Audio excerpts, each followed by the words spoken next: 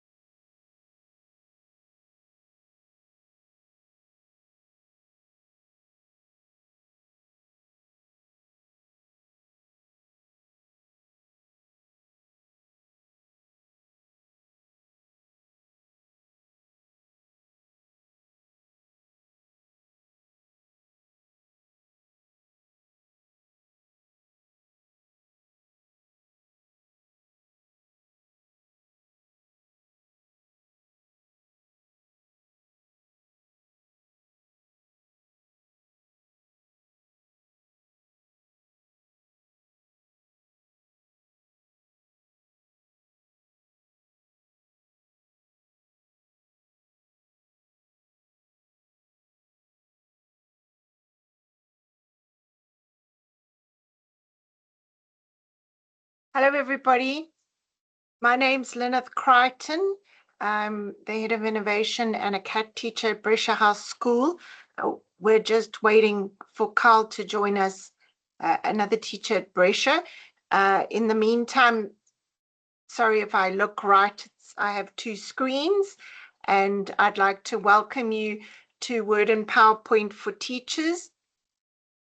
And if you could introduce yourselves, let us know what school you're from, and what you teach would be great in the chat. I would also like to know if you can find the React button in Teams. If you can give me a heart if you use Word, we'll start with Word every day, or at least more than 3 times a week, and just a thumbs up if you sort of use it, and one of those wow oh spaces if you don't really use Word that much in your job, just so I can have an idea of where you're at. So if you could just give me some love if you use Word every day, thumbs up if you use it occasionally during the week, and an O if you are new to Word and don't use it other than the odd typing.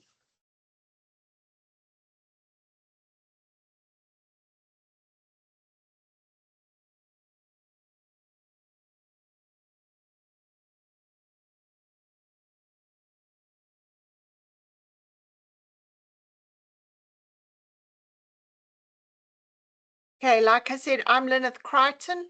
I'm the head of innovation and staff development at Brescia House School. I'm a Microsoft Innovative Educator Fellow, and at the end of today's session, we're going to go through how you two can start your journey on being a Microsoft, it's now called Elevate Educator Expert. I do have my Microsoft Certified Educator qualification, and I have done all the Microsoft Office Specialist Expert exams. I have a Master's in Education in ICT and Education. I've co-authored CAT textbooks, and my most proud thing is I'm a mom. I do have 2 websites, one for teachers and one for CAT, and you're welcome to connect with me on LinkedIn or visit the websites. I don't think Kyle is joining us, has joined us yet, so I'm just going to skip his slide.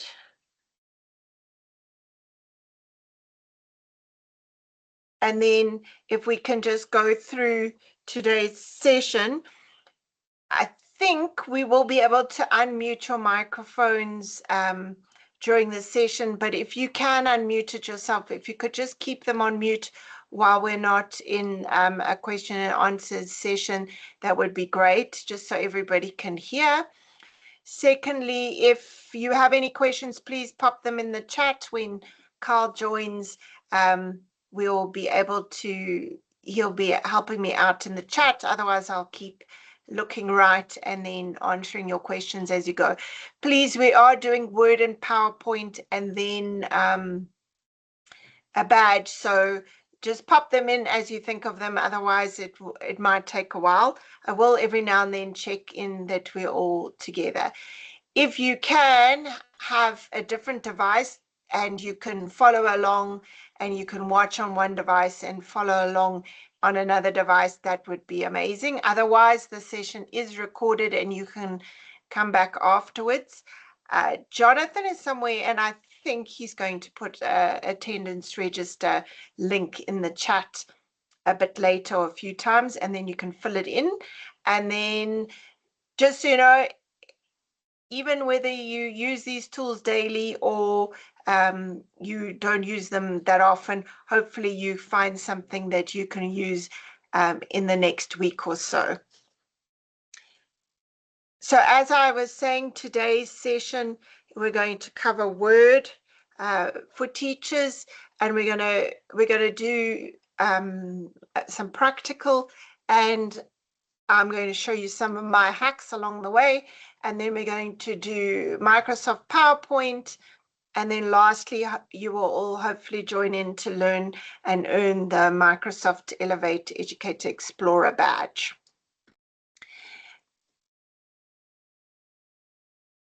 So we're going to start off in Word, and just so I can just check that everybody's there and with us, if you can just give me a thumbs up or a heart, just so that I know you're all there and ready to learn. Great. So glad you can join us. So we're going to start off in Word. And Leon, I'm not sure if your hand is up or just saying hi. So there are two people with their hands up. So let's just, before we carry on, if you cannot come off mute. So you'll need to type your question in the chat, because I don't think you can come off mute.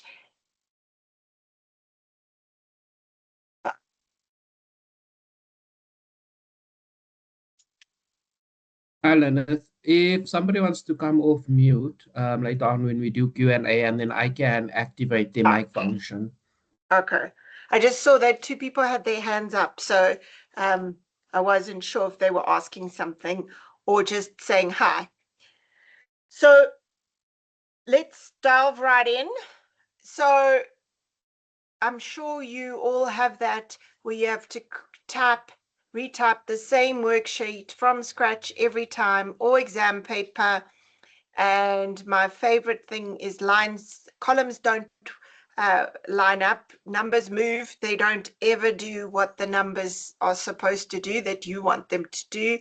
You have more than one question and answer sheet, and you have to keep track of them. So today what we're going to do is we're going to work in an exam paper, because I am an FET teacher, but actually this will work for anything, any kind of worksheets, in fact, any kind of document that you keep reusing, and actually some of the tricks you can transfer to other documents.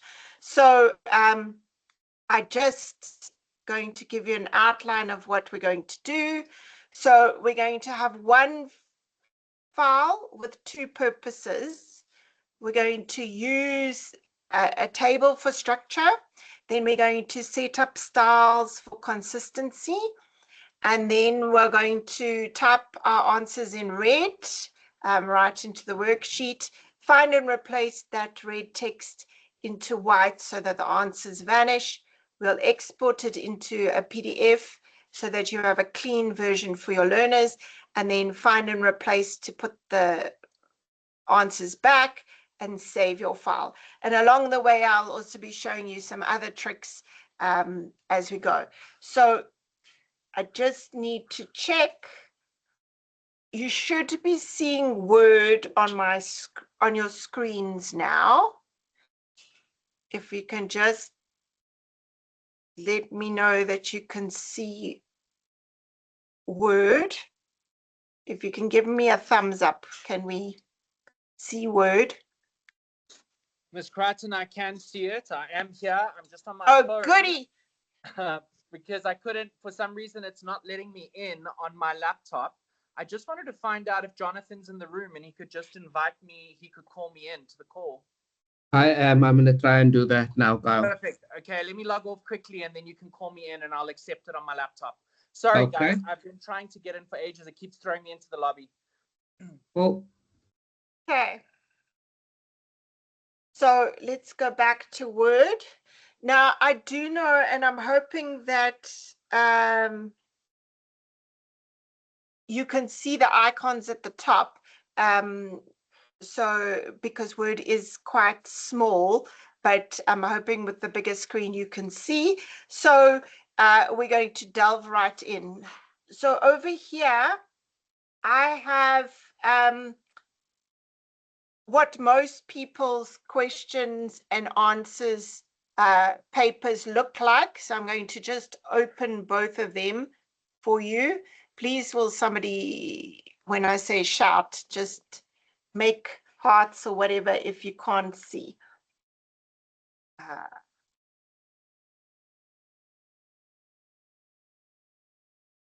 So if you've not seen that before, just so you know, I do have a big screen. So if you pick up a window by clicking it on the toolbar at the top, and you lift it up at the top, you can see, and you can actually arrange up to 4 windows, and I can make them go side to side so that you can see them next to each other. So this is what most teachers' tests look like. It's Word. We type it in, worksheets, and then we have an answer sheet. If we're good, we have ticks in our answer sheet. And if you're me, that's very irritating, because when I mark, I want to see what the question is and what the answer is. So over the years, this is what my tests look like. So this is, say, it's also a grade 10 test. Or actually it's a grade 11 test, and it will, if you look here, everything is in tables with the writing, and it means that the numbers all line up. And if I show you, if we click on a table and we go to table design, and I make the table lines go away, it looks just like a write on paper or a worksheet if you're in primary school. Okay, so that's where we're going to get from a test like this.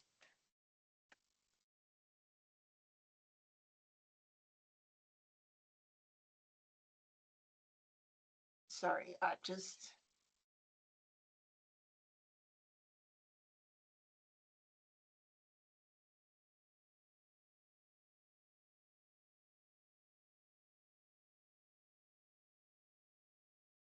Okay, so the best place to start is in your test document or any document that you use regularly. And we're going to start with a couple of tricks as we go along. So first of all, usually on a question paper, you have instructions at the top, at the beginning. So I find that it is useful to always have one that is set up the same, so that I can use it and keep reusing it every time I do a test, because then I know what to fill in. So if you look at this version, there is an outline around the first page only, and then it has instructions. So to save time, I'm just going to use it from my other test. I prefer putting everything that I need into tables. So obviously you have to, if you are the person that needs to have a school logo, if you need one, if you're just doing a worksheet, it often doesn't need a logo. So I've just pasted it in. So one of the things that I always forget to do is to remember the number of changing the number of pages and the number of times I've printed a test that has the wrong number of pages. So one option is to highlight it by using the highlight tool, but the other option is to go to insert quick parts. And if you find something called field, so we're diving right in for somebody who uses WordWide a lot, you can go and find in field, if you go to page number, sorry.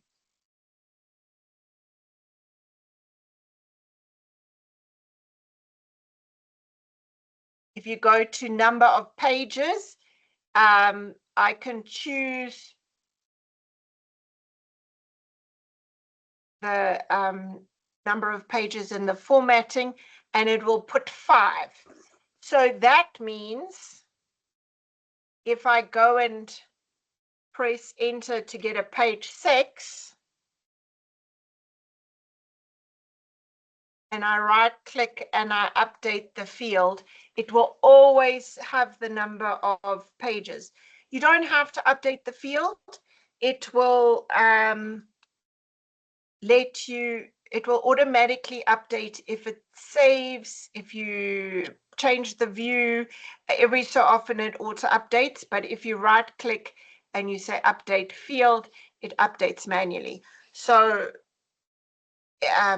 for those people who want me to show you that again, the place where you find it is you go insert, quick parts, field. So there's so many fields in Word, but the one that you go down to is for number of pages, num pages, and you actually can choose any format of the field and how to format it. So I chose the format of 1, 2, 3, and it says preserve the formatting, and I say okay, and it would insert it. Now I always have the same number of pages, the right number of pages written into my test. Okay, the thing that really irritates me is, and I'm going to use this, and I'm going to show you, is when the questions don't start at the top of the next page. So if I press enter, which is a really bad thing, and the one way that I always work on my documents is click on home, and I click on this show all, which is the formatting symbols marks, and I usually work in this with the big P's, because then I can see how many enters I've got and what is happening, which is hiding behind switching the codes off. Okay, so the other one of the tricks is to click where you always want a new page. If you click on the beginning of that font, I'm sure a lot of you know that if you push Control and Enter, it puts something called a page break. It's a manual page break, so it'll always it will insert a page break. It will break the page and make the text start on the new page. But the one I prefer, which is a bit less obvious, is to click on paragraph and then go to line and page break and say page break before. And now, if you look carefully, there's a dot at the front of that, which shows me that it has a formatting in front of this paragraph, and it will always start on a new page. So for example, question 3, if I go paragraph, it will be where I was before, which is line breaks, page break before, click on OK, and then I can do that for every question. I'm going to leave question 4 and 5 alone for now, because I want to show you how if we change something else in a minute, it also has the effect. Okay, if you see a little arrow like over here, this means that tab was pressed in the document. So if I press tab, and there are tab stops if I look in the ruler. If you don't have the ruler on in your document, you go to view ruler. If I untick it, you can see I have no ruler at the top. And if I tick it, I can see the ruler. And the ruler just helps know what's happening. So I just want to get rid of some of these enters so I can start on the next page. So one of the things that I much prefer is using a table. So I'm just going to press enter. So I use a table for my whole exam paper. So I'm just for the moment going to leave a question and not put it at the top. So if I say insert a table, I start with one table line. one row of the table. When you insert a row, it always puts a border on it. So I start by taking the border off by going to table design, no border, and it's got these dotted lines. If you look, if I click on the 4 claws, I can pick up the whole table. And this is where I was showing you, if I switch off in table layout, I can actually switch off the grid lines, but you can see instead of a backward P, there's a circle with little 4 little spokes. Grid lines don't print unless you put a border on them. So I worked my whole test from, or worksheets from that, from a table.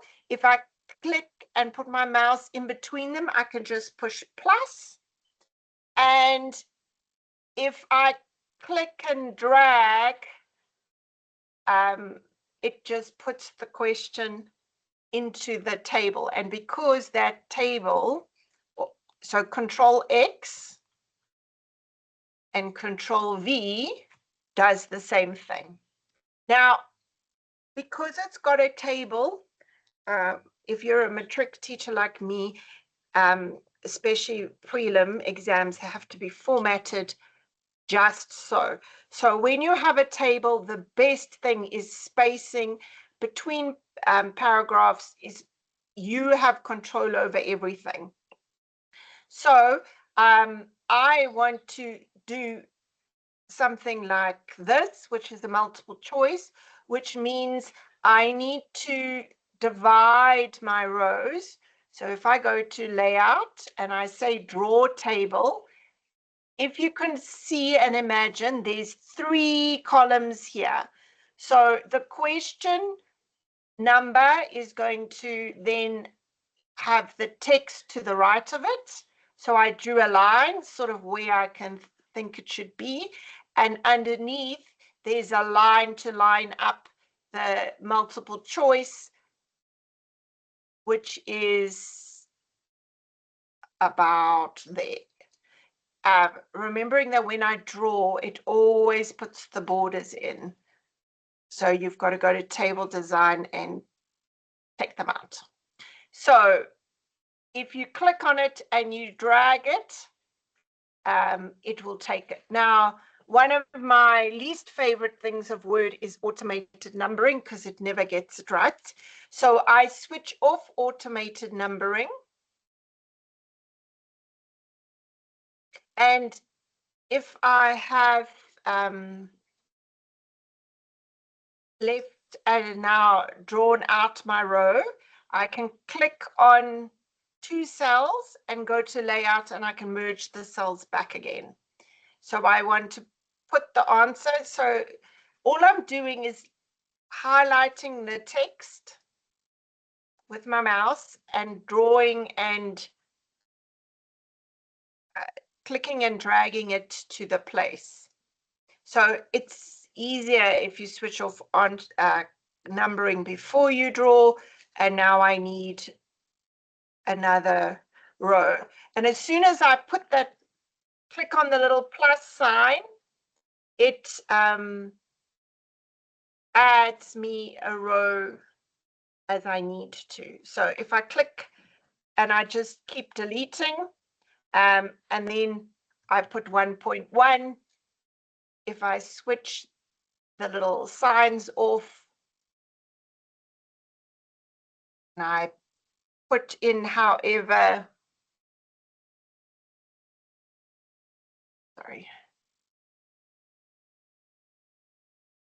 however you number your multiple choice.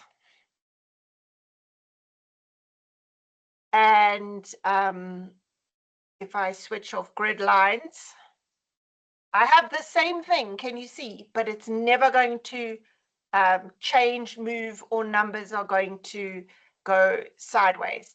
So if I want to make this closer, I can drag the whole column and I can put the row back. Now, the one cool thing about using a table is if I click on a row, I can change its height. So the default height is 0.61. So I can make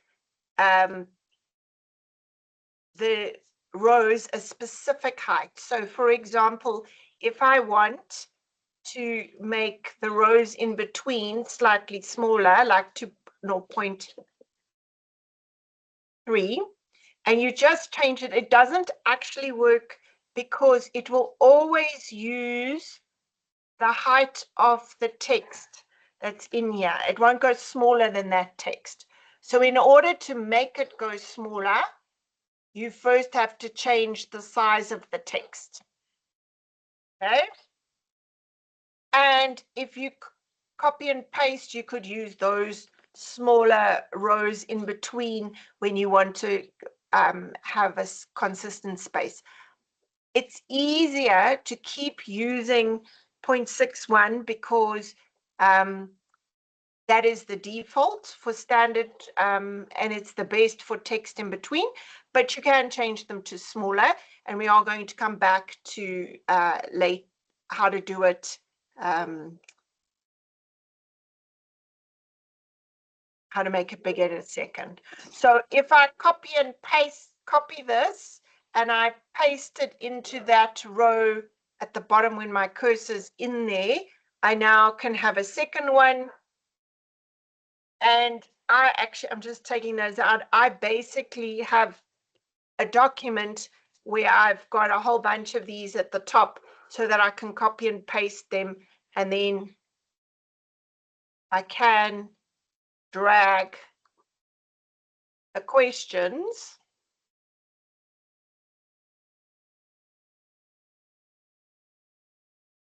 into the space.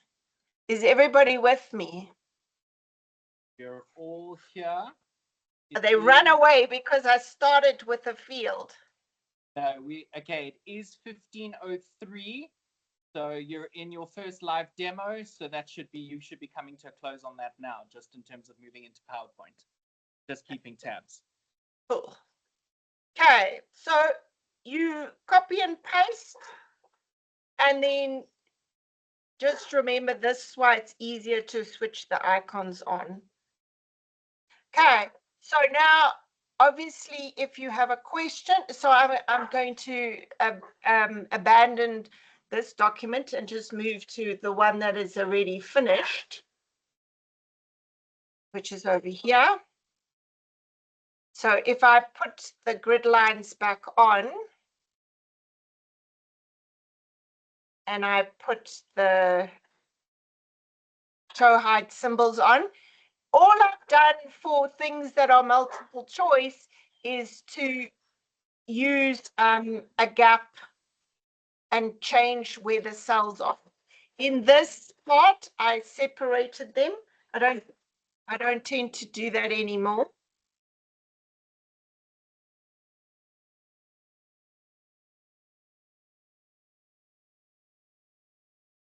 Sorry, the dog's barking. Okay, I tend to keep them all together, like if we look at question 5, because it makes life easier if we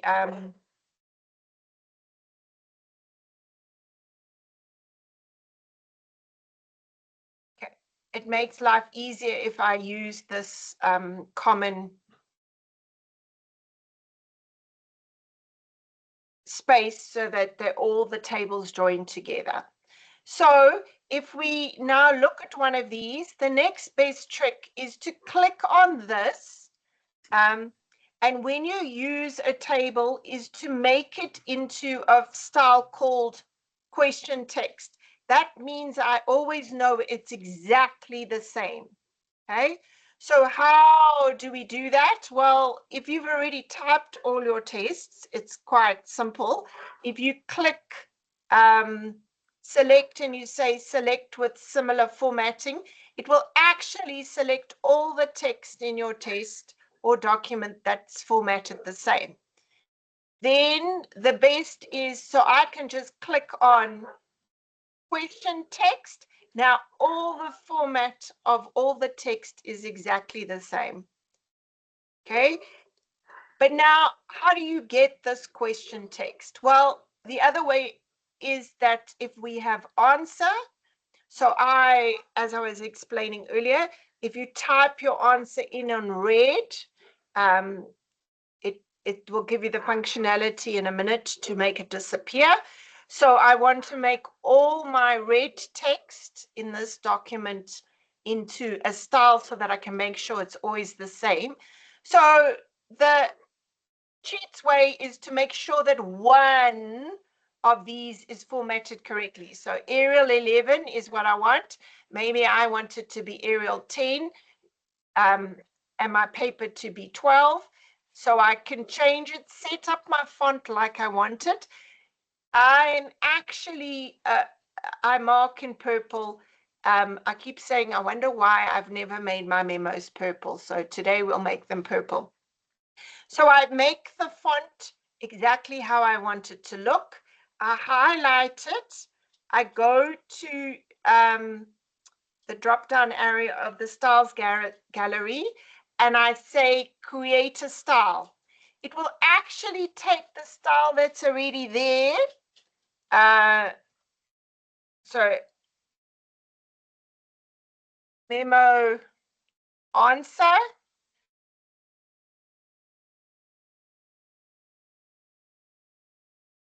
Answer, it would help. And I select it, and you see it pops up at the top, memo answer. So now I'm going to go to the rest of the red. I'm going to click on select with similar formatting, which it doesn't want to. This is why, can you see where some of my answers are not formatted the same? So I can select them and only select some of them, and then I've got to manually select the rest. Also, this is a place for a write-on form. So what I do is I make the row. Now, this doesn't come from formatting of the text. I actually make my rows where the girls, I teach at a girls' school, have to fill in. I change the height of the row to 1 centimeter. So I click on 1 centimeter, 0.8 works fine. And then I make sure, which is why it helps to have a whole table. So if I click on the whole, to select the whole table, I can actually go and make the height of each row 0.8. Remembering I told you that if I have text that takes more space than 0.8, it will not make that row short, that short. It will expand, so it'll be at least 0.8. So now, and how do we just make one line? Well, all I'm using is a border at the bottom of the row.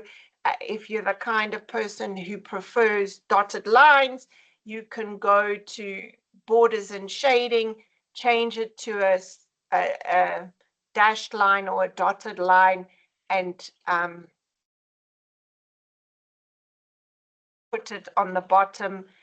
The only problem is, and I have to switch off grid lines to show you, that you wouldn't be able to see the grid lines if you don't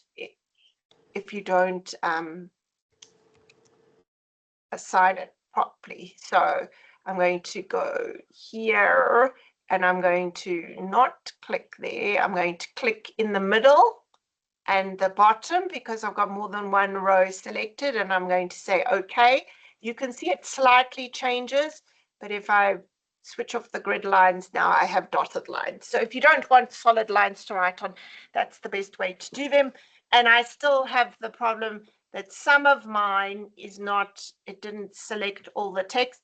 And this is why using a style is so much better, because I can make sure that it always stays the same and selects all.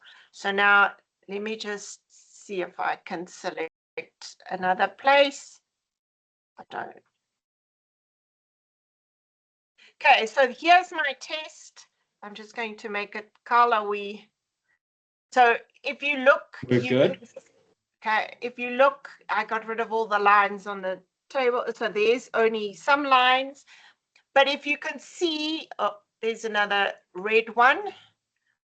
I'm going to leave that font red because I want to show you. So if I now save this document, which is how I do with MG for marking guidelines, I have my document with my memo. But now what happens when I want to print, write on paper for my girls? Now, I just want to zoom back in here and tell a couple of other tricks, is that in order to get this to be correct, I actually should put my memo in. Remember the click and drag story? I should actually put my memo in 1 to every line, because when I do the next trick, if you don't have the right number of lines, it's not going to help you.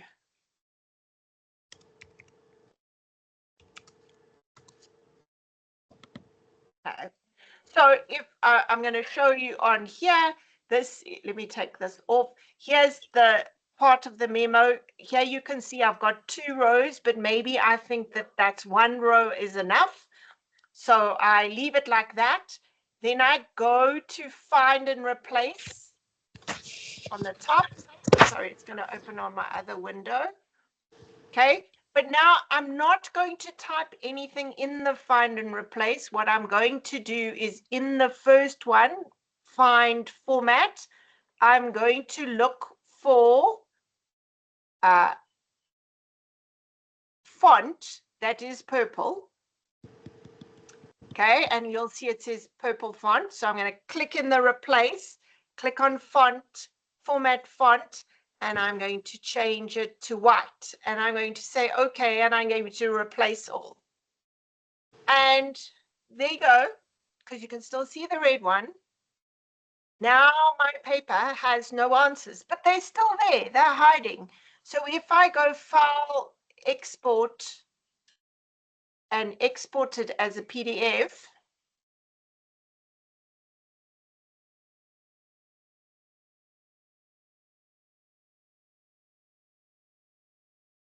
we're just waiting for it to make its PDF.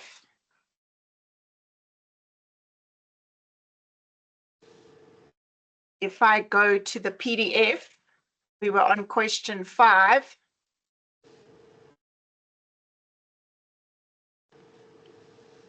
There is the beautiful memo gone from my pages, but it's not gone. If I go and do it in reverse, so I go replace, and instead of finding purple font, I find white font, and I put it, I don't even have to put it back as, I could go and put it back as red and say, okay, and I replace all. My memo is back. So pretty cool. One document, save it. I have a PDF version now that's got no answer in the PDF. They can fill it in. My numbers don't go haywire every time I press enter. I can show you if I press enter or add a row, because they are typed in, it's not going to change anything. There was just 2 other things that I wanted to show you. One is that if you're like me and you have to type words in capital letters, and you're like me who has challenges with spelling, if you go to File, Options, and you go to Proofing, you should untick Ignore Words in Uppercase. This by default is ticked in Word. So if it's ticked, what it means is when I can't spell 2, it ignores the fact that 2 is spelt wrong. Whereas if I go to Options and I go to Proofing and I untick Ignore Words in Uppercase, it will underline it. And I need that because otherwise I do tend to spell things wrong, type things wrong, typos, and then it ignores it because it's in uppercase. So that's a cool quick hack, is to go to file options, proofing, and there are other things that you can look at, but that, especially this one that says ignore when, words in uppercase, which is the default. There's also another quick trick that I wanted to show you, is that if you like having things justified, or you don't like it justified, but you have to have words that stay together, there is something called a sorry, I'm not typing, I'm just scrolling up, a non-breaking space. Okay, so in other words, if I want two words to stay together, no matter where I put other words, what I can do, instead of using a space, and let me just turn on show hide symbols. So as you can see here, that's a tab. This dot is a normal dot. This is fully justified, so it lines up on the right and left. I can switch it off. But if I look at if I know it's not spelt correctly, but I just want to show you, if I wanted to use the word impair plus the divide line plus blind, but I want it to stay together, instead of that space, I can use Control Shift and space bar, which is now, why is it not working? Sorry. Oh. Mr. B. Yes. Interesting little aside. Control space, Shift space does something in Teams, which keeps happening every time I push it. So you're just gonna have to believe me. If you use Control Shift space bar, it would put a little circle, which we will go and do the hard way.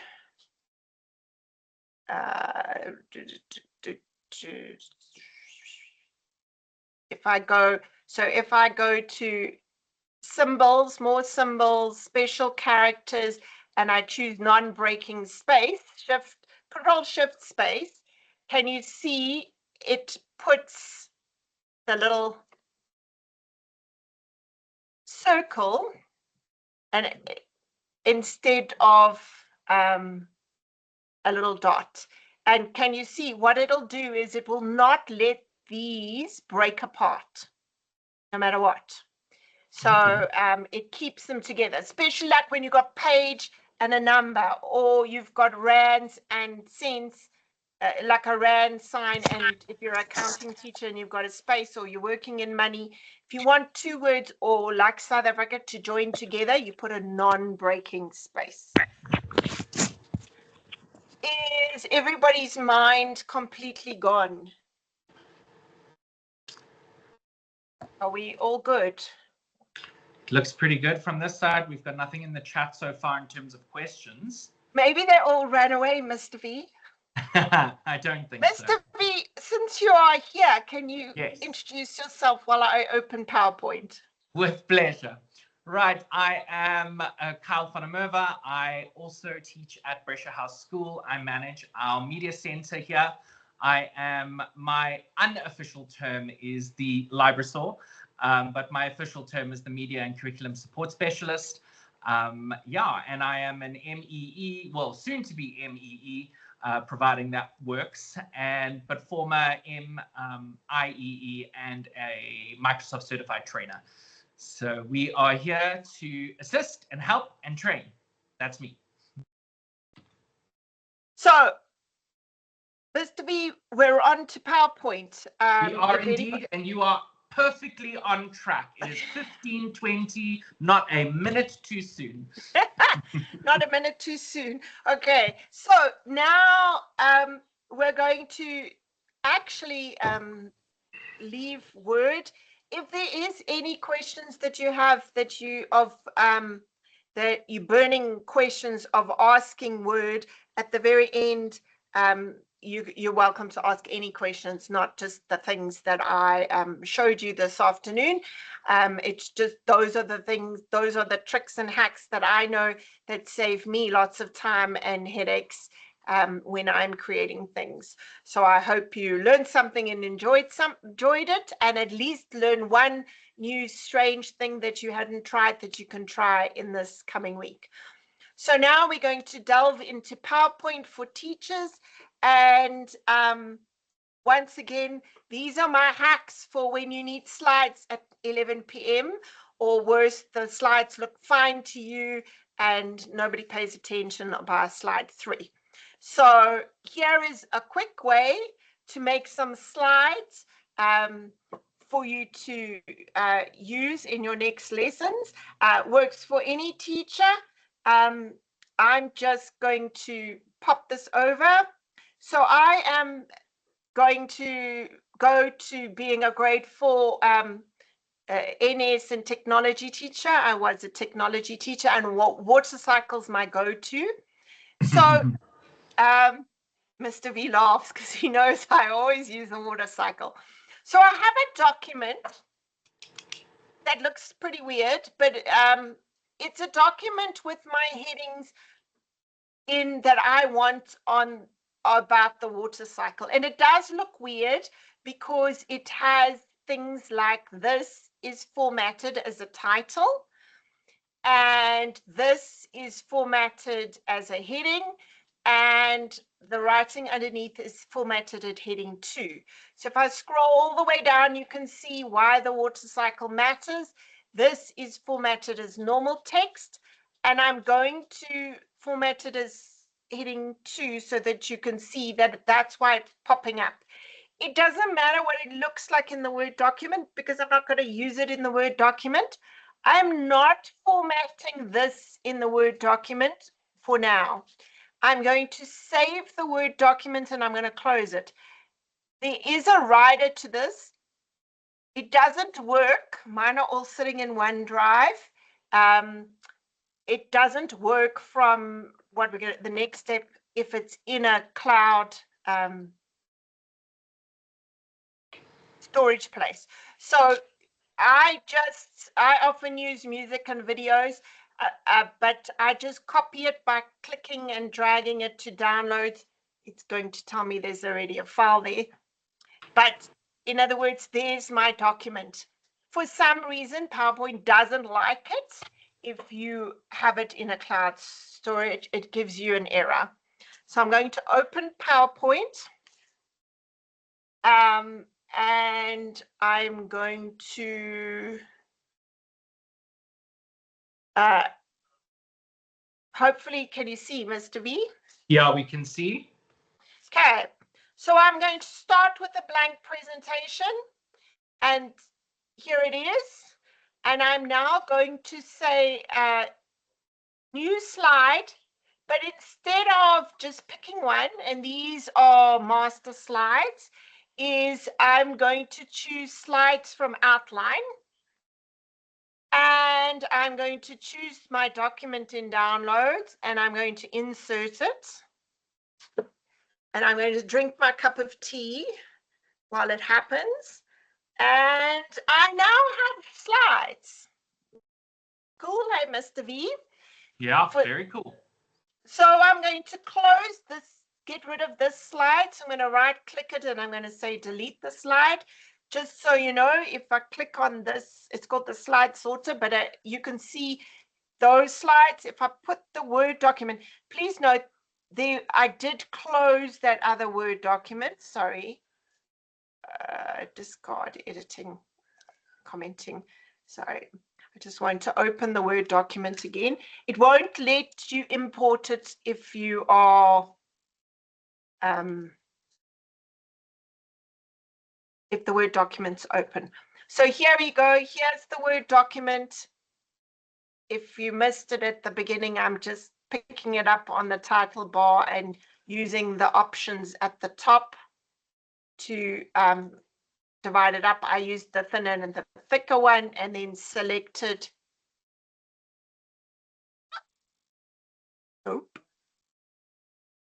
PowerPoint.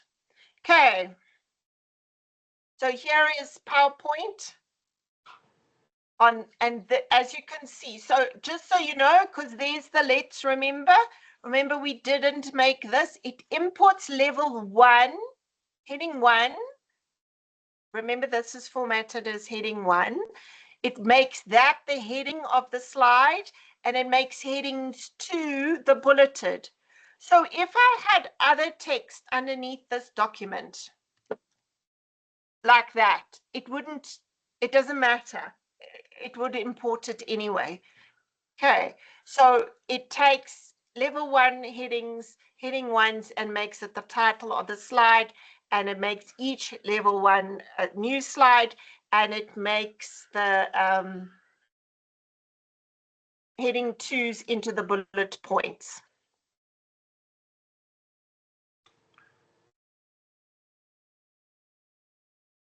Okay, so let me just make this big enough. So now, and the slide sorter is, I like seeing how it all fits together, but now here is the water cycle. So it made it as a normal slide.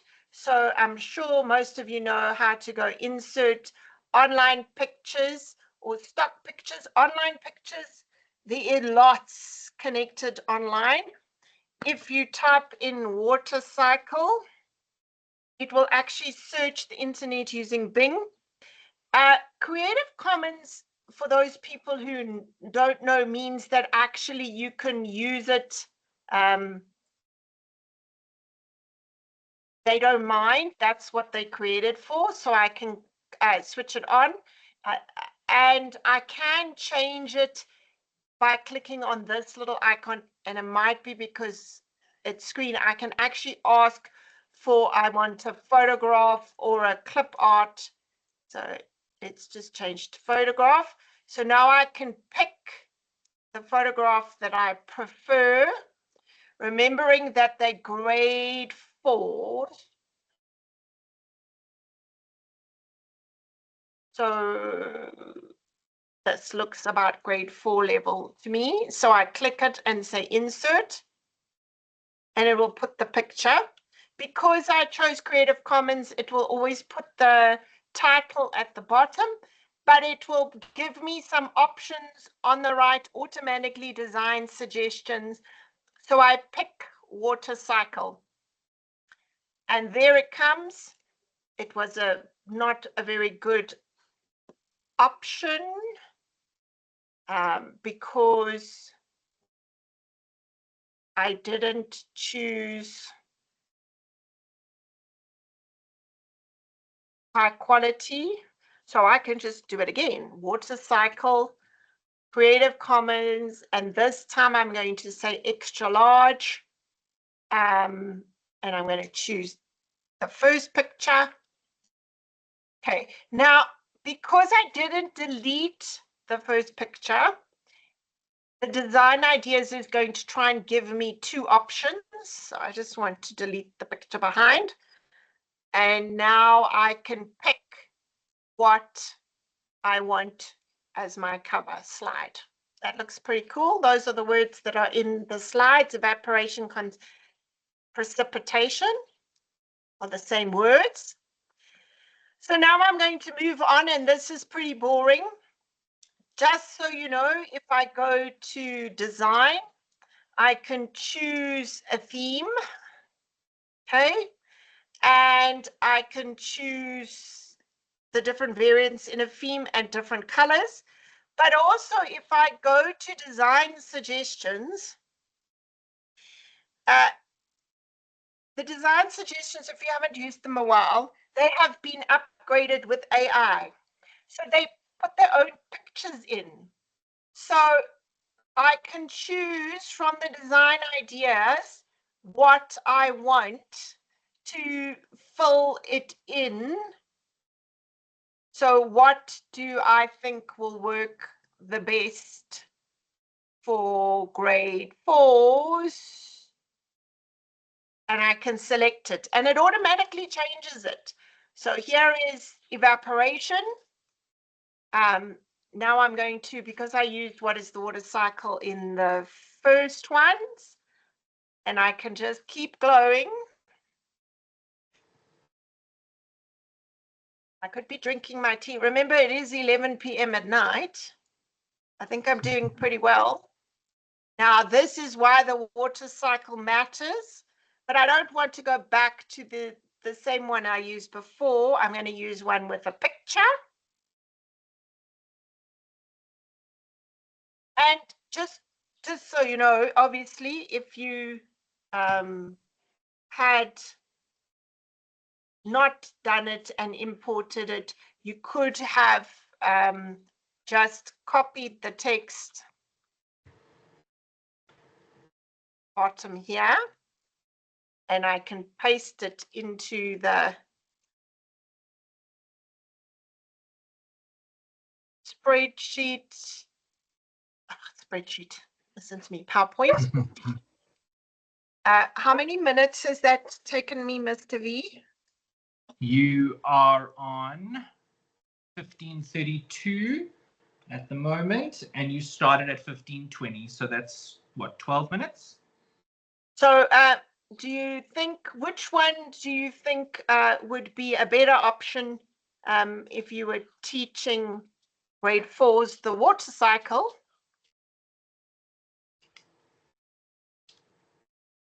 Which one do I think would be a better option? Are you talking? Which one do you like? I quite The like original, the original one with just words. So I didn't really do very much. Word did it for me, Word and then PowerPoint. But there are, even if you use this, there are a couple of other tricks that you can do. So if you now look at your slides, and I want them to be mine, okay? So if I go to view and I choose slide master, this is where Word gets PowerPoint gets what it needs to do from behind the scenes. So if I want to, I can, sorry, I'm just looking for something. I want to put me on each page.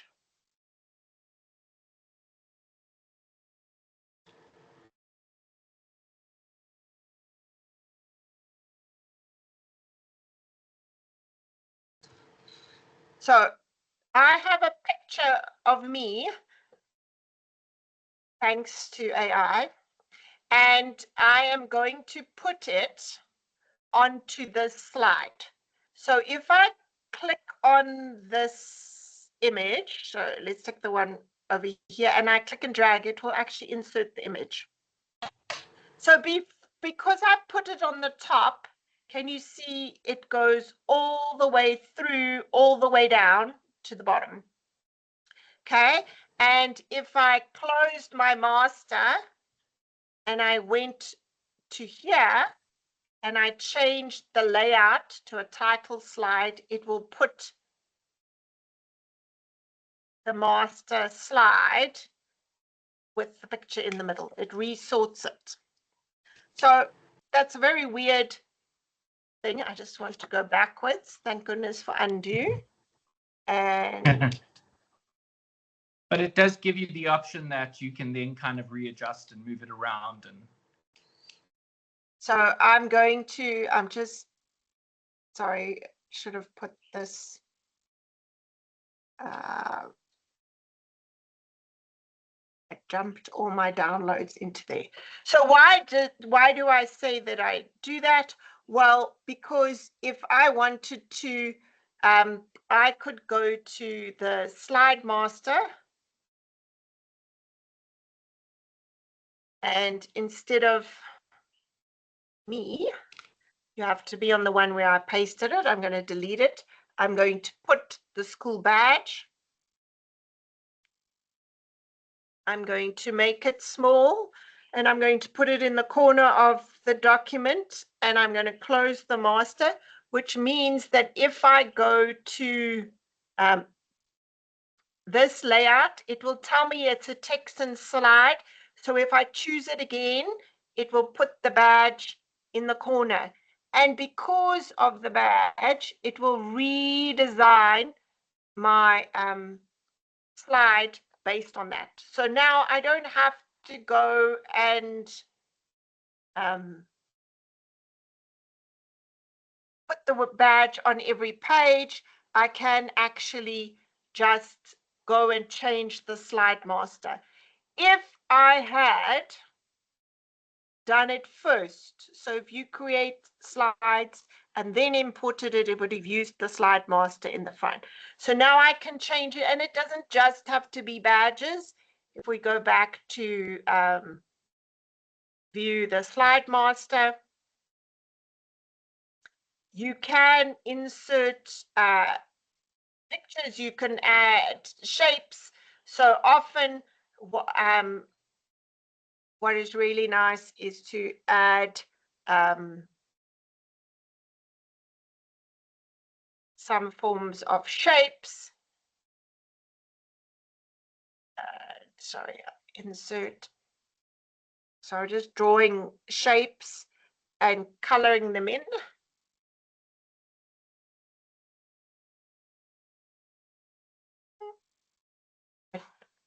Okay, because I'm not thinking. If you don't put it on the master, so watch, if I put it on the master, can you see it goes through all of them? Okay. Yeah. If I don't put it on the master and I go to just the title slide, it will only go to that kind of layout. So I wouldn't be able to, and the reason for that is that if I copy this, I can make one the other side and I can have it different on different slides. So this slide could be there, but this slide could be there. So if we now close our master view and we just change the layout, remember the slide design view will fix it for me. I can change as I go. I can change the slideshow. So you can make your own version and your own slides and your own, so that all your slides look the same. So you have your own brand. It can be with or without your school logo or a classroom logo or however you prefer doing it.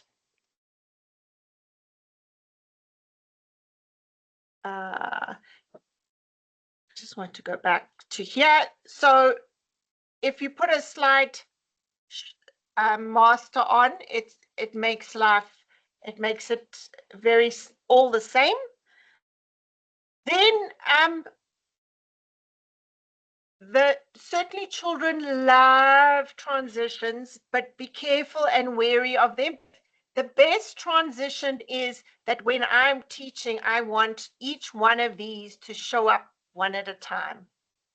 So what I do is if I go to that slide and I put animations, okay, and I say, and pick one and stick with that one. Things like wheels make things spin, which is not often useful for children. So I prefer the ones that say appear. Okay, so in other words, they fly in. The kids love flying in. So if I do it on there, it clicks on, it's made this whole thing #1, which means that if I start my slideshow from the current slide, when I click, it all comes in as one block of text. Mr. V, have I lost you because I started No, a slideshow? Okay, so sorry, we just got to get back to the right slideshow. So if you want to change the order, in other words, you want these to come in separately, if you go to animations, sorry, oh, there was one more, is that you can actually split these up. Just give me a second. Click on the animation pane, okay, and it says tick with text placeholder. So if you say with next, then it always happens, things happen together, okay, and so therefore you can split them apart, which is now why.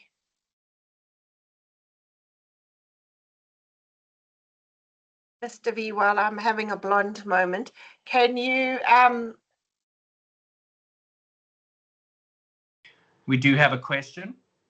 okay. So it says, hi, is there a specific app of PowerPoint you can use to get the heading slide master on, because it doesn't show like that on my laptop?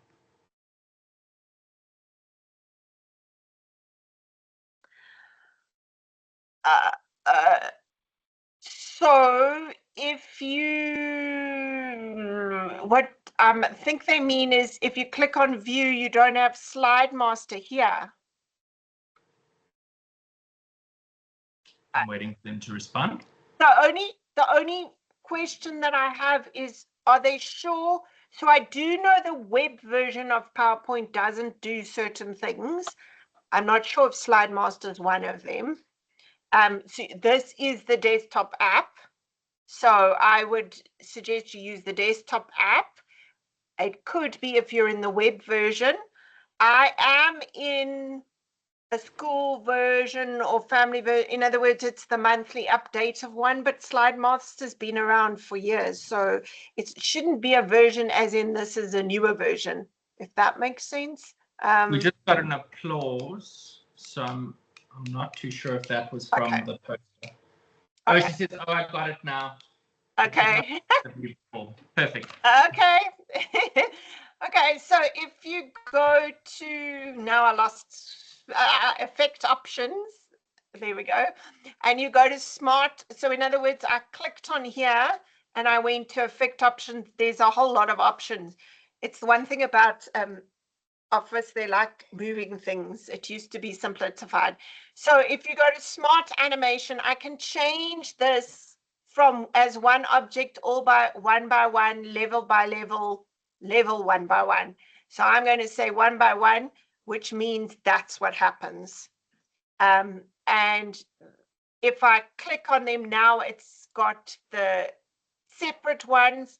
So I can, each one of them, I can change exactly what I want with next, without next.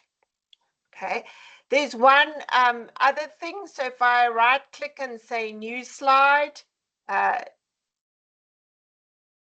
click here, I've got my new slide. See, it put the slide master in.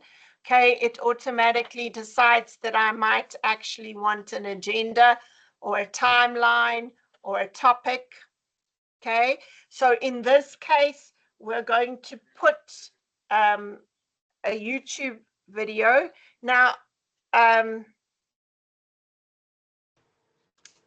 when you do a YouTube video, it would be it's better to have a link than it is to use than to put the video into your actual slideshow, because your slideshow gets very big. So if you click on it and you find whatever YouTube video, this is just music of water, which I don't think you should be able to hear now. We can. So I want this link, this share link, not this Bing link. So I copy it and I can just, if I click on this, it will insert a video. So if I go to insert video, I can say online videos. I actually can search for in here, but I can click it and there comes my video and I say insert, which is coming. Okay, so now let me just stop YouTube playing. Okay, so once again, it gives me a design suggestion. And if I go to play slideshow from current slide, if I go, it will play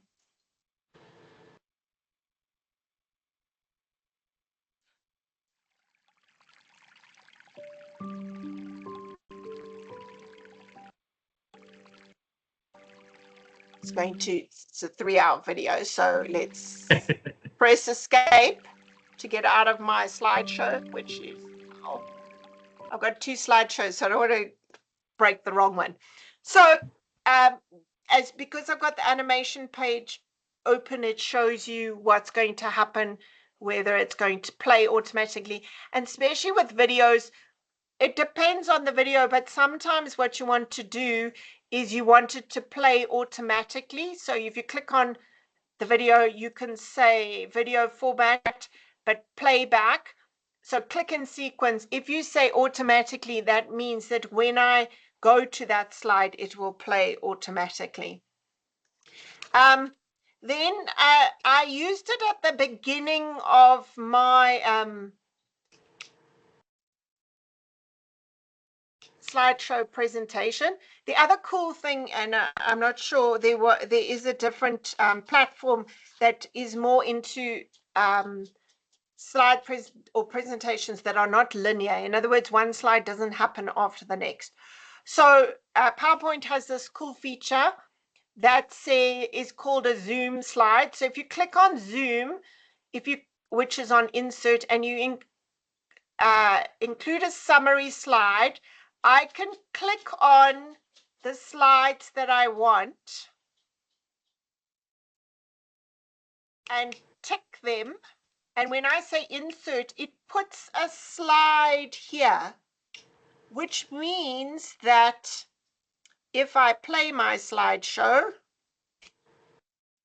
if I click on it, it zooms in, and I'm just using the right arrow key. It will go through all my slides, and then it'll zoom back to that slide. If I click on this one and I go next, it's going to go back. So that's really nice if you wanted if your slideshow's got 3 or 4 sections to it, and you want to be able to make them go in the order that the children choose, your colleagues choose. Okay, sorry, when I press escape, I automatically end up back at the other one.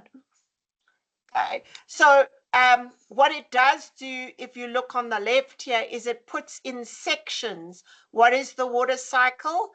And then section 2, and I can right click and I can give it a name. You don't need to have a name, but you can, if I want to say that this section, step 4, is actually part of the, let's put it under the water matters, and I play my slideshow again. Now when I go to that why matters, it resorts it and goes back. So are we Good, Mr. V. Have we lost them? Is anybody there? Has anybody got any PowerPoint questions? All good. Still here, getting some thumbs up. No questions at the moment. Okay, so you can just change. You can add a zoom. So the summary slide, it creates a new one. A section slide. If I go back here, I can, it lets me choose insert a section and puts them all on, also on a slide. So it makes them, I can arrange my own pictures. I just want to get rid of the ones that are duplicated. So if I want to be able to go back to the page that's at the beginning, I can add the section slide and then go back. I have got my own section to go to. So I can end with my slide. Any questions? Got one question. PowerPoint with Copilot, is it on our teacher account? So if you have a paid for Copilot license, you would have this little icon, Copilot icon, in your actual PowerPoint. I am in my personal family account, and if you have a personal family account, each person at the moment has the Copilot app built in, and which means that just like if it was in Word, you can actually chat or get things changed in the actual PowerPoint document directly. You don't have to do it in Copilot. Mr. V and I will tell you that there is an AI tool that makes the most amazing slides. It's not a Microsoft tool, and some of these slides that we are using now are that I used to create this, I used in an AI tool, and that is Claude. But Copilot as itself doesn't create, it'll create slides like those original slides that I did. In other words, using the outline. So if in Copilot, if I had asked it to make a PowerPoint presentation about the grade 4 water cycle, it would have created it with just the headings on it. And then I would still have to use the design tool. Yeah. If that makes sense. And I'm logged into my PowerPoint as well. As a teacher with my educator account, and I don't have the Copilot symbol, but I do have my other friend Claude plugged in, and he's ready to work. So just to remind you that we used Word, an outline document, but all that means is that it's a document with level 1, heading 1s and heading 2s, and then we used slides from outline. We could use master slides to set up the layout ones, and then we can use design colors and fonts and pick a theme that's yours. You can add images from the stock, but design ideas will add images automatically to a point. You can embed a video rather than using the link, and in Zoom turns a straight deck into a deck that will work in any in any order that you want, in any section order that you want.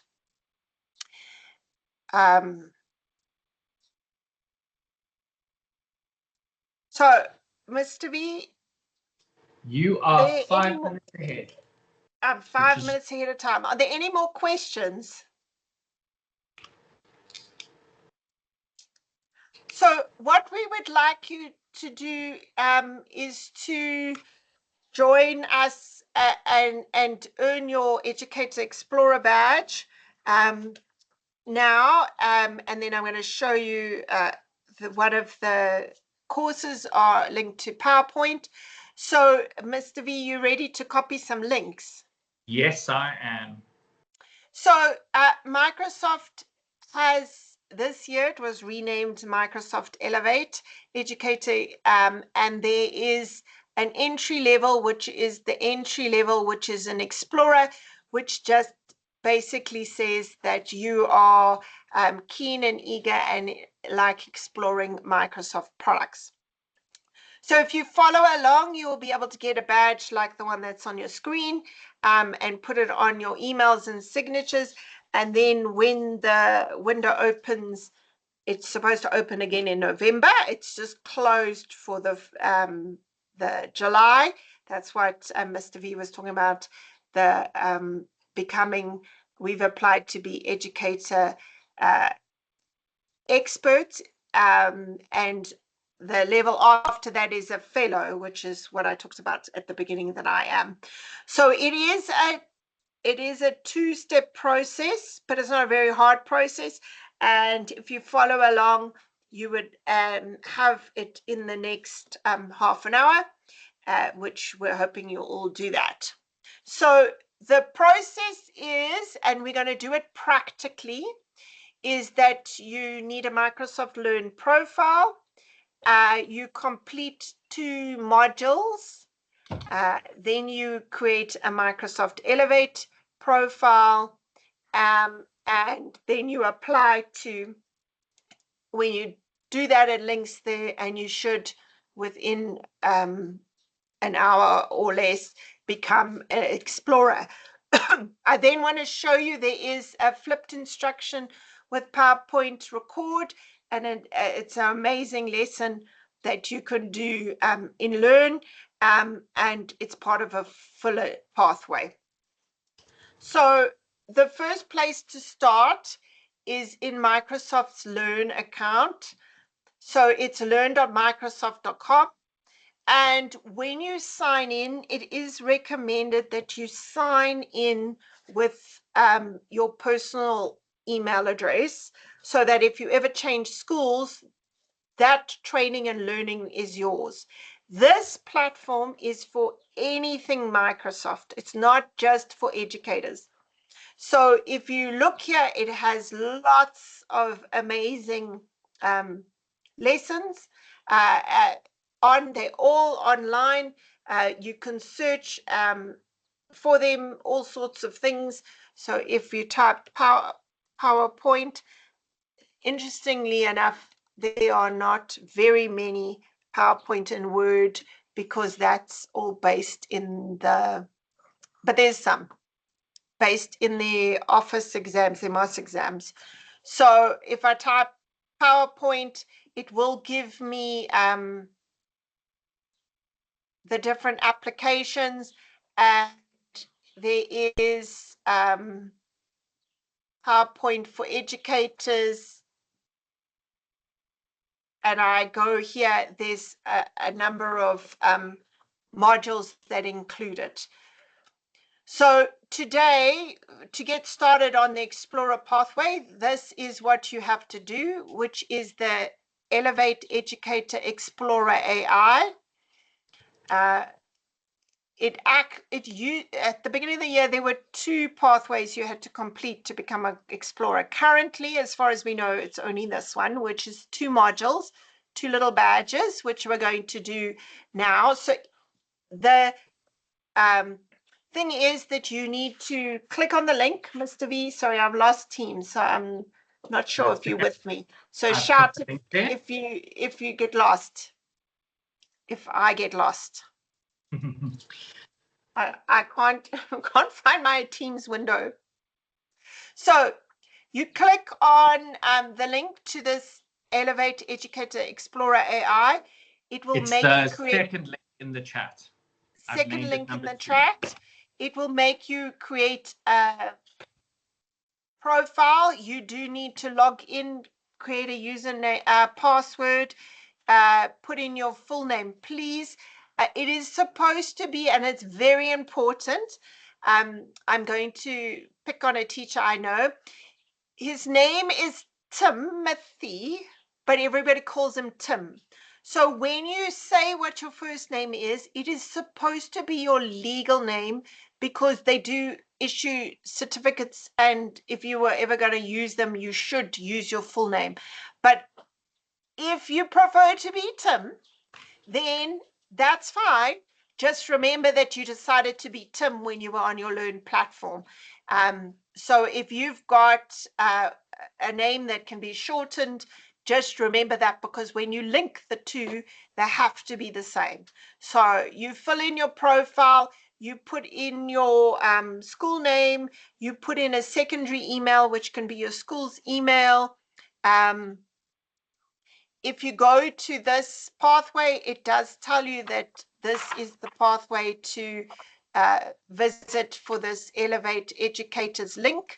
But right now, what we're going to do is we're going to go there and we're going to do the pathway. So it's not that easy to get back to the pathway. So keeping the link is somewhere useful, is a good idea. And you can just click on the star button. I'm in Edge, but if you're in Chrome, you could bookmark it, click it, edit. So mine is saved to other favorites so that I can get back to this web page. So the way it works, I've done mine before. If you haven't done yours, it will have a big green start button over here, and it wouldn't be green. These green, what they call experience points, are very important. And if I just do it a different way, I'm just going to show you not logged in. So if I wasn't logged in, this would be gray, and you would have start, which is what you should have, and none of these would be green, and you would have start. So you click on the first know where to leverage AI in your classroom and click on start. Ms. Crichton, Yes. can we just check that everybody is there? Sure. Can you guys give us thumbs up that you're on the Learn page and have found the Explorer link perfectly? Great, we're getting lots of thumbs ups. Okay. So you're Do you on. have one hand raised? Okay. Oh, I think that's thumbs upping. Okay. For some reason, Mr. V, it doesn't want to stay on. Maybe if I do it this way, it doesn't want to stay on my Teams chat. It just keeps hiding. It's behind all my shared screens. Oh, don't worry, I've got the chat. I'll flag Okay. you. So let me go backwards. Please, can I recommend you don't do it the way I'm doing it? Because if you're not logged in, you will have to do this all over again. So you want to be signed in so that it recognizes it's you.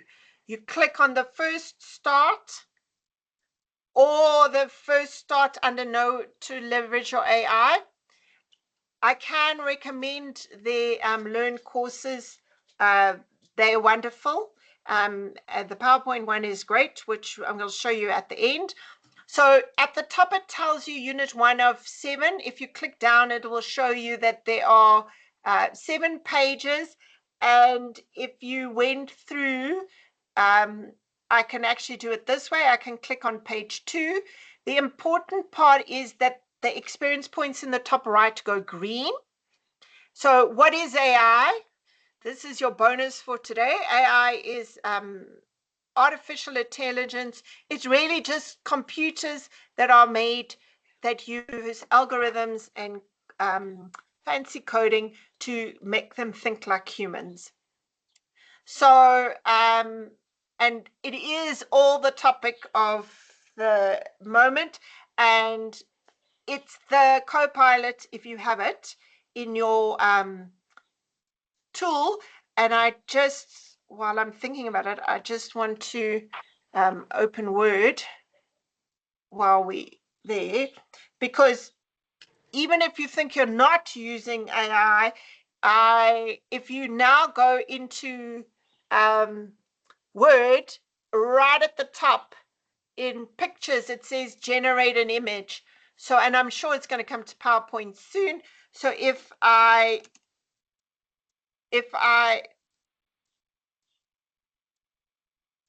now type in there, it will generate an image, and that's no Copilot little icon or anything. It's just under pictures that are coming. So AI does take a while. So it is very important that we understand how AI works and how to be safe. So it's really just a computer that looks for patterns in data. So I can click next at the bottom. Please, you will be able to go back and read the information. If you click on, once you've ticked them, the best way to go backwards and forwards is at the top, the unit 3 of 7. So most of the videos are not very long. I'm not sure if we're going to If you had 3 minutes before a message goes out to families, what is the one check you would not skip? When AI shows up at school, it usually shows up in ordinary places. Draft messages, meeting notes, quick plans. The risk isn't that the output exists. The risk is that it quietly replaces the human work that should stay human. 3 integrity norms help keep responsibility visible: verification, privacy, and transparency. Here's what each looks like when time is tight. First, verification. You don't need to verify everything. You need to verify what matters most. Highlight the highest impact claim, sample the original source, and if you can't confirm it fast, remove it. Second, privacy. Before anything goes into a tool, remove identifying details: student names, family information, health details, anything that could harm trust if exposed. And if it's high sensitivity, it may not belong in an AI tool at all. Third, transparency. Don't just label something AI generated. Explain what the system did and what you decided. One sentence is enough. The system drafted a starting version, and I reviewed it for accuracy and fit. These norms are not a perfect policy document. They're small, repeatable actions. Use this coaching question with a colleague. What did you verify? What did you protect? And what did you decide? This week, choose one norm to practice: verification, privacy, or transparency. And try it in the scenario check and workbook prompt.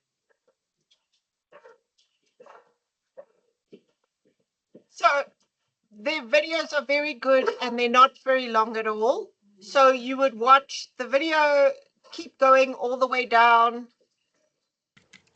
click next. We're going to skip the video. I really would suggest that you go back and watch it.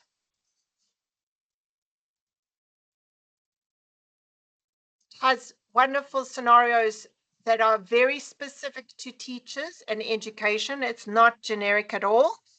And at the end of a module, it says modular assessment. So you click on it. This one has 3 questions. So, and I'm sure you can answer them. A colleague claims, and I don't think you should all have the same questions, if I remember correctly. This is not an AI generated question. So a colleague claims that AI has decided this is the base strategy. So what is the best response? Great, AI checked it, or AI is basically thinking, so it's probably right, or should never use AI, or I think it's option 2. Yeah. Treat it as a suggestion. What evidence supports it? If you remember that little video that at the beginning, check, and that's the cool thing about Copilot. It always references where it got them from. A teacher uses AI system to summarize student reflections after a sensitive classroom discussion. The output is organized and confident, but you're unsure whether it accurately reflects the student's intent. Which is the best response? That's responsible, educated judgment. accept the summary, ask AI system to double check, stop using AI, but I'd say it's compare the summary to the small sample of original reflections and remove, if you remember the video, remove identifying information before using it. So when I ask Copilot to help me with comments, for example, I know who I'm talking about. I just use name in crocodile brackets or square brackets, and say this student does amazing in theory, needs some work on an Excel practical, write me a comment and use the word name, and then I go and put her name in. And it's really important that we understand data privacy with PAPI and children as well. So, however, Microsoft, if you're in a paid for school account, Microsoft's undertaking is they do not use your information to train the AI tool, which is not true if you're in a free account, and it's not true. And I know Google actually has the same, education has the same, but you've got to be very wary of other tools and what their privacy for what you're putting in happens to it. And the last one is an administrator receives an AI drafted message, and the message is clear, but it has a claim about research. So remember the first video, remove the research unless you can verify it. I always say AI is my best friend who thinks they know absolutely everything. So under pressure, they'll just make it up to sound clever. So it's those people, it was the second one, the third one, you hit submit, it will go green and it will tell you if they're correct, or it'll go red. You do have to get more than 80%. It keeps telling me to sign in to save your progress. You must go next to summary. And at the very end, you say complete, and then it gives you a wonderful certificate sign in, and you can post it to your social platforms. So I hope everybody's creating there. While you're at it, look at my cool picture that Word itself generated. That's really cool. In Word by just clicking picture, generate an image. And it doesn't even know what the Word document was. So, Mr. V, I've lost everybody, but I trust you've got everybody. So if you can just check everybody's with us. We are all still here. We've got I'm lots of hoping they've all got one badge. From what it looks like, we've got no questions, so I'm assuming badges are all good. Okay, so it is important that you get all modules passed at the end. So now we're back in my profile. So your profile should have gone green for no way to leverage AI, and all the pages should be ticked if I click on overview, and it should be waiting to start the next one, which is build a reflective practice. And you should have the start button, which I'm going to try and get back to here. I can do it the other way. So the second module.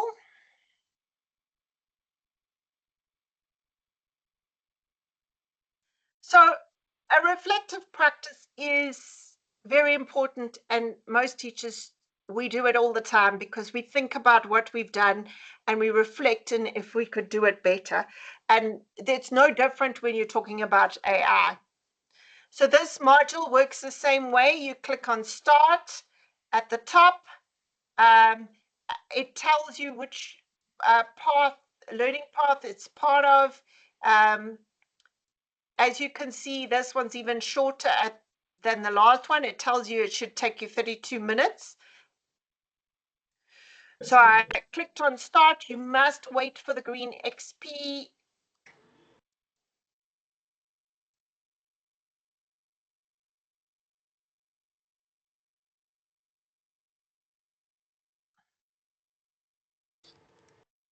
A teacher, a coach, and a principal walk into a school copy room. It's not the setup to a joke.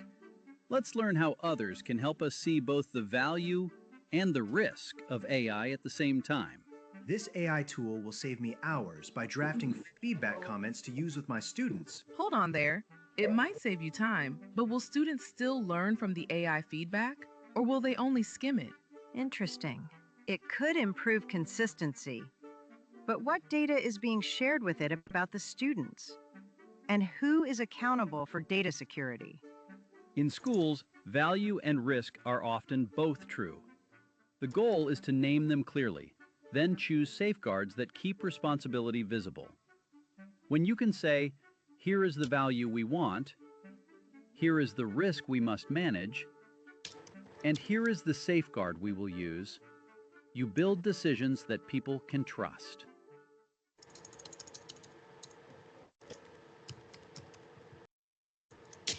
A teacher, a coach, and... So,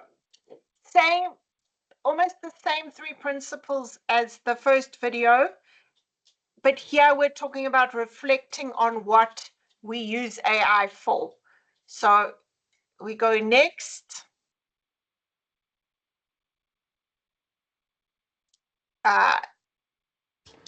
You can come back and watch the video. This is the same as the little video before about a teacher and a coach and an administrator. That it takes time to build a reflective practice. So I'm scrolling down and finding the information. So, Mr. V, should we talk about elbow buddies? Yes, before indeed. we get to the module assessment. It's a term that I came across earlier in the year, and I absolutely love it. You've all got elbow buddies, the elbow buddies that you drink tea and coffee with in the staff rooms at break, or you stand and do break duty with. So when you're doing one of these courses, it's great to do it together, like we're doing it now. Read, even if you tell say, well, in the next department meeting, you're going to sit and do it so that you can discuss AI, you can discuss what you've learned, and then you can do the modular assessments together. This one also only has 4 questions. And the first one is, it's what's the most effective response. A teacher used AI to draft feedback comments. Students improved on one assignment, but later relied on surface edits and stopped explaining their reasoning. So what would you do to reflect? Well, you would document what happened, give the student the reflection step that requires the student to explain what changed and why before the revision counts. So in other words, reflecting on what we did or what they did and having to explain it. The second question is, the school administrator uses AI to draft a weekly family communication summarizing upcoming events. One family replied that the listed date was wrong. How often does that happen? But the administrator corrected it, but wants to improve the process. Well, we all know we need to check dates against school calendars, confirm names, and confirm no student identifiers were used when you are asking AI to help you draft email messages. Then a school administrator used AI to draft the same thing. Oh, sorry, it's the same question twice. Oh, what should I verify or protect? Well, it's the student information. Sorry, I'm not reading properly. Student information, and what should the outcome be that it generally helps people, because you can ask AI to do it at a certain reading level or in a certain language. But at the end of the day, it all needs to be verified by a person. You know your students and your families. So you are the best person for the job. So the last one is they create that same family document, but one they want to improve the process. One adjustment I will test will add a two-step verification to confirm the date and time against a calendar. So if you're following along, it's number two, number one. And you say submitted answers. Hopefully you've got them all correct. You say next. Make sure you go to the summary and say complete module, and you will get this build reflective process over time. Because you're signed in, you should also get yay and you've finished the whole pathway. Okay, so yours should start to look like mine. If you went back to the pathway, you should now have all modules assessed. All the XP are green. And if you click on your little, it's probably your initials, not a picture. If you're new to learn, you click on it and you go to profiles. Sorry, mine won't look quite like that, but if you go to achievements, your modules over here will be listed, okay, with this green module assessment passed. And if you go to learning paths, you will have this Explorer AI and completed with all a dark green. So when you're there, you're ready to do the next step. Is everybody there and with us, Mr. V? They are. So we just had a question about multiple attempts, and I said that there are multiple attempts, but it will time out on consecutive failed attempts and ask you to review your course knowledge. So, and it tells you which ones you got wrong, so you can, some of our teachers sit and write it down and then work it out by process of elimination. So if you were in this course, which on this pathway, the link is here.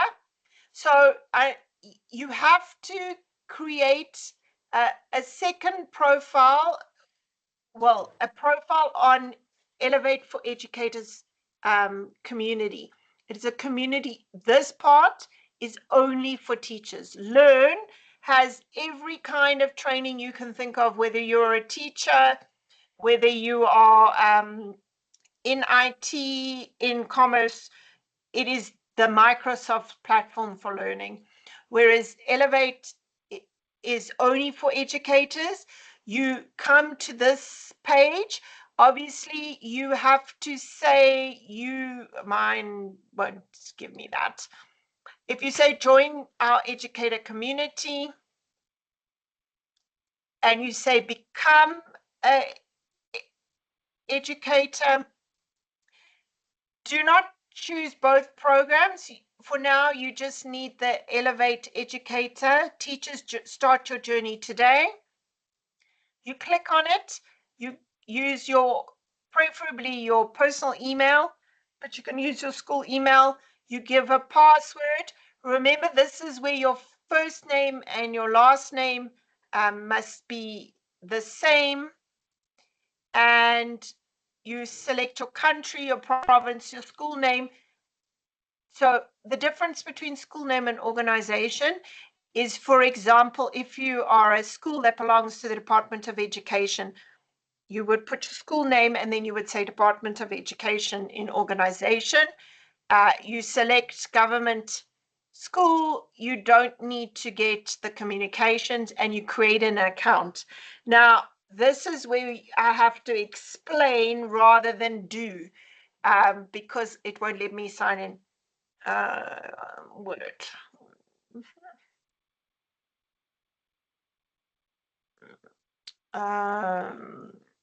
Mr. V, are there any questions? Not yet. I'm just seeing if I could have multiple personalities.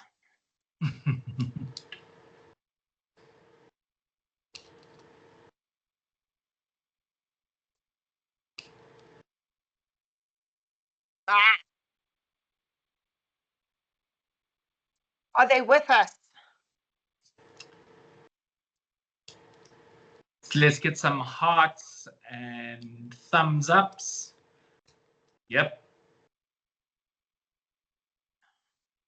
Of course, it's going to tell me I have to have a second email address. And can we get some stars for all of you who finished doing your badge?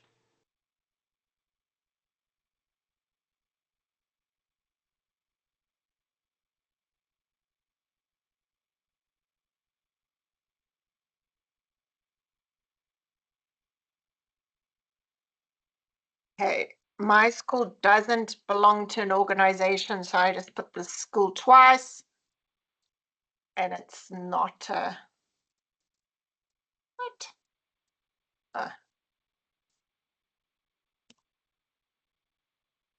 Too fast, she cried.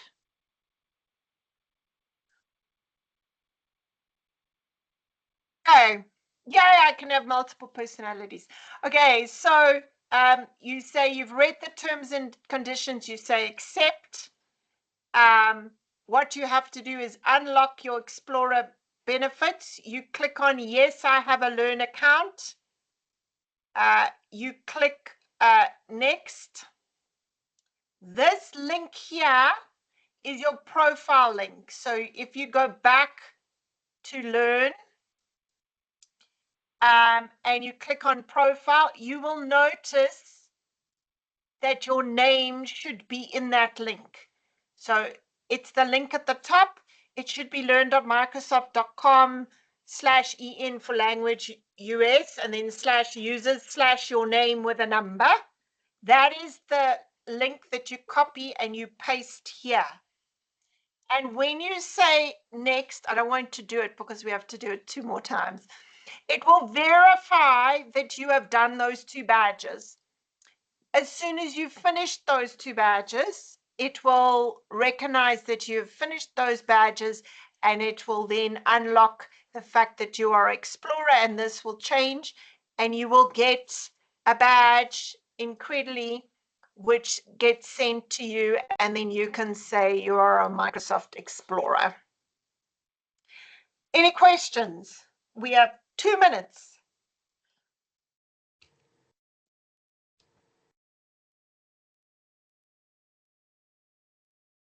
No questions.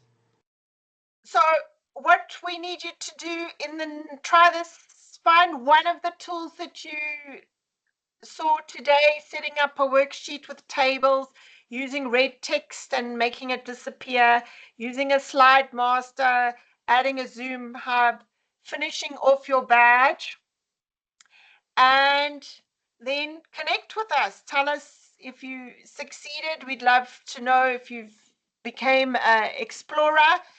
We hope you enjoyed it. We hope you learned something. There's like 30 seconds left. I feel like the title's about to go, but we're not going anywhere. Mr. V, over to you. Perfect. So just the achievements link again. So you check in your Microsoft Learn profile, you click your achievements, and then you look at the top, and it will have your URL with your name in it. Do you want to do that slowly? So on your Learn profile, you go to, it's probably your initials profile, not your picture. I've changed mine to a picture. And then that's when it loads. The way to know that you're in the right place is that your name should change to, it should show up in this address bar. So you highlight that and right click and copy, or Control C and copy it, go to here, and that's what you paste in this link. And then you say next. And then it will verify your badges. Even if you haven't done your badges, it will still verify, but it'll wait till you've finished both badges and got the pathway before it makes you an Explorer. Cool, and we are at time. So we'll be posting the register link again. And if you guys have any questions, please post them here. And you'll be able to find the recording on the Dr. C.L. Smith Foundation YouTube channel.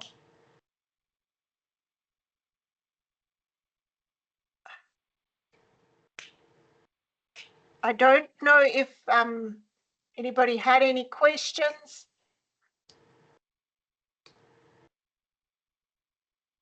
No questions. We hope you learned something. If you found something really interesting and exciting, please type it in the chat. We hope you'll join us next week for Excel. Forms in Excel, I think, is on Monday, and Outlook and Teams is on Tuesday. We really do appreciate your feedback. So if there is anything you really enjoyed, please do post it in the chat, as well as on your form.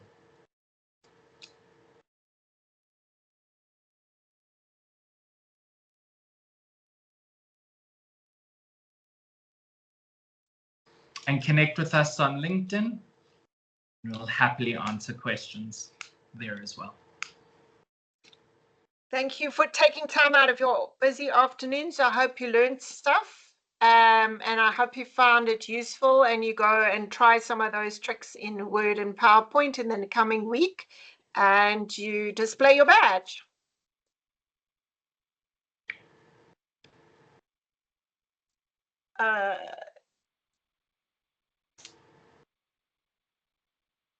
I see there was a question about a certificate. I think Jonathan's just posted the register again. Yeah. So I'll post it.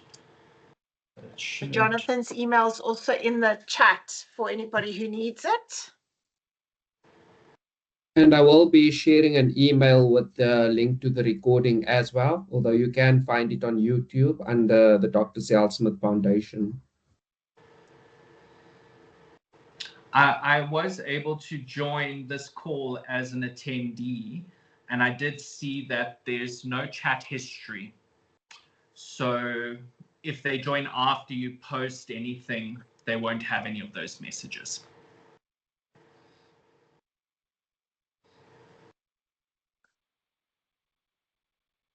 But you're welcome to leave if you don't have any questions, and hopefully join us again next time.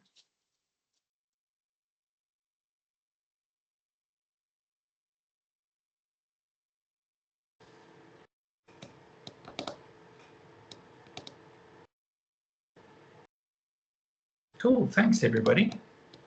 Thank you so much for joining us. We look forward to seeing you again. Thanks, everybody.